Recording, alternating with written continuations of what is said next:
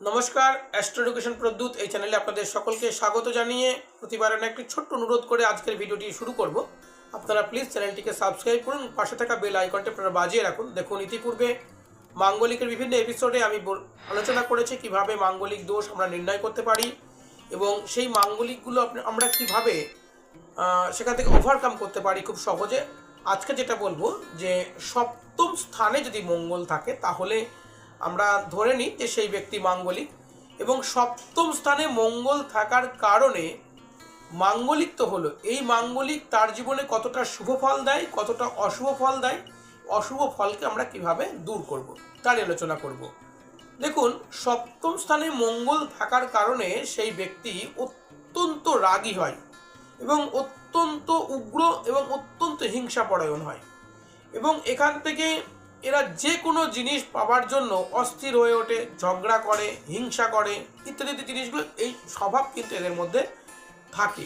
এবং এরা সাংসারিক জীবনেও কিন্তু খুব বেশি সুখী হয় না, তার লাইফ পার্টনারের সঙ্গে ঝগড়া বিবাদ এবং হিংসা করে, যার জন্য কিন্তু এইগুলো লেগেই থাকে।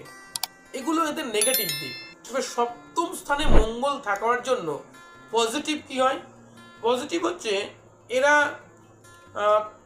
অনেক বেশি সম্পত্তি লাভ করতে পারে এবং জীবনে বড় পদ, উচ্চস্থানীয় পদ এরা লাভ করতে সক্ষম হয়, এবং এরা যে কোনো কাজ এবং যে কোনো সম্পত্তি যদি মনে করে এরা আমরা নিজের পক্ষে আনব, হি ক্যান ডু ইট, সেটা করতে পারে। তবে যাদের সপ্তম স্থানে মঙ্গল থাকার জন্য স্বামী স্ত্রীর মধ্যে অশান্তি হচ্ছে, ঝামেলা হচ্ছে, হিংসি হচ্ছে, এখান থেকে আপনারা কিভাবে মুক্তি লাভ করবেন? খুব সহজ একটি উপায়। আপনারা এখান থেকে বেরিয়ে আসার জন্য মঙ্গলবারের দিন ব্রত রাখুন, হনুমানজিকে আপনারা উপাসনা করুন, হনুমান চাল্লিশা পাঠ করুন, এবং আপনারা একটি তামার আংটি, মেয়ে হলে বাঁ হাতের অনামিকায়, ছেলে হলে ডান হাতের অনামিকাতে ধারণ করুন।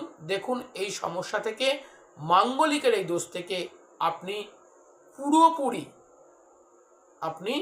মুক্তি পেয়ে যাচ্ছেন।